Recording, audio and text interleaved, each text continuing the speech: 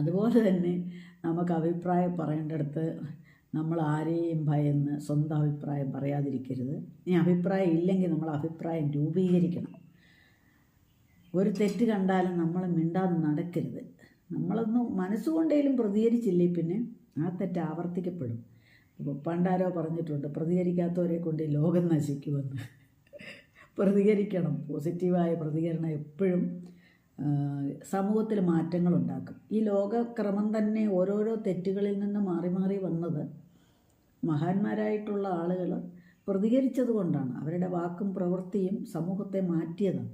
അപ്പം നമുക്കും ആ ഒരു കടമ ഉത്തരവാദിത്വമുണ്ട്. നമ്മളിങ്ങനെ നമ്മുടെ വീട്ടിനകത്ത് തന്നെ എന്നുവെച്ചാൽ വീട്ടിൽ നിന്ന് പുറത്തിറങ്ങുന്നില്ലെന്നല്ല, വീട്ടിലുള്ള ആൾക്കാർ മാത്രം, ഞാൻ, എൻ്റെ ഭർത്താവ്, അല്ലെങ്കിൽ എൻ്റെ ഭാര്യ, എൻ്റെ മക്കൾ, എൻ്റെ കൊച്ചുമക്കൾ, അത്തരം വരെയൊക്കെ ഉള്ളൂ. പിന്നെ എല്ലാവരുടെയും ലൈഫ് അല്ലെങ്കിൽ ഞാൻ എൻ്റെ കരിയർ, ഞാൻ എന്നുള്ളൊരു ഭാവം സമൂഹത്തോട് ഒരു പ്രതിബദ്ധത വേണം. എപ്പോഴും നമ്മുടെ വാക്കിലും പ്രവൃത്തിയിലും നമുക്ക് ചുറ്റുമുള്ളവർക്ക് വേണ്ടി നമുക്കൊന്നും ചെയ്യാൻ പറ്റിയില്ലെങ്കിലും ഒരു വാക്കുകൊണ്ടെങ്കിലും, ഒരു പ്രചോദനാത്മകമായൊരു വാക്കെങ്കിലും തിരിച്ച് സമൂഹത്തെ ദുഷിപ്പിക്കുന്ന രീതിയിൽ സമൂഹത്തെ പഴയ കാലത്തെ കാര്യങ്ങളൊക്കെ കുത്തിച്ചിക്കിയെടുത്ത് രാഷ്ട്രീയക്കാരായി സ്ഥാനം ഉറപ്പിക്കാനല്ല. നമ്മുടെ ഓരോരുത്തരുടെയും ജീവിതത്തിന് ഓരോ നിയോഗമുണ്ട്. നമ്മളെ ഈശ്വരൻ്റെ സൃഷ്ടിയാണ് എല്ലാവരും എന്നുള്ള ചിന്താഗതിയിൽ എന്നൊക്കെയോ സംഭവിച്ചു പോയിട്ടുള്ള അസമത്വങ്ങളെയൊക്കെ കുത്തിപ്പൊക്കി ഇപ്പോൾ സംസാരിക്കേണ്ട ആവശ്യം തന്നെ ആർക്കുമില്ല.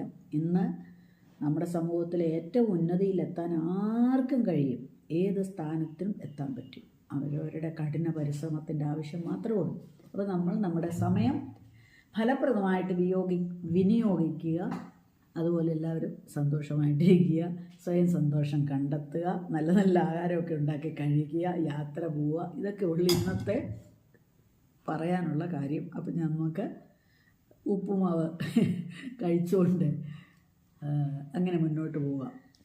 എല്ലാവരും ബ്രേക്ക്ഫാസ്റ്റൊക്കെ കഴിച്ച് കാണുമെന്നറിയാം. നമ്മൾ ഡോക്ടർമാർ പറയുന്ന കേട്ടൊന്നും കഴിക്കാതൊന്നും ഇരിക്കേണ്ട കേട്ടോ. ഞാൻ മുമ്പൊരു ടോക്കിലും ഇത് പറഞ്ഞിട്ടുള്ളതാണ്. എന്താണോ ഇഷ്ടം അത് കഴിച്ചോളുക.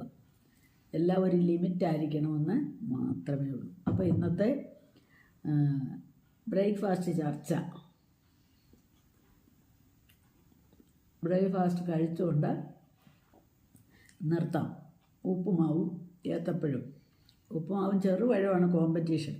അത് കോമ്പറ്റീഷനല്ല, കണ്ടോ വാക്കൊക്കെ തെറ്റിപ്പോവാം. കോമ്പിനേഷൻ. എല്ലാവർക്കും കോമ്പറ്റീഷനാണല്ലോ എല്ലായിടത്തും, മത്സരം. അതുകൊണ്ടായിരിക്കും ആ വാക്കെൻ്റെ വായി വന്നത്. അപ്പോൾ ഇന്ന് ഇത്രയേ ഉള്ളൂ. വീണ്ടും കാണാം.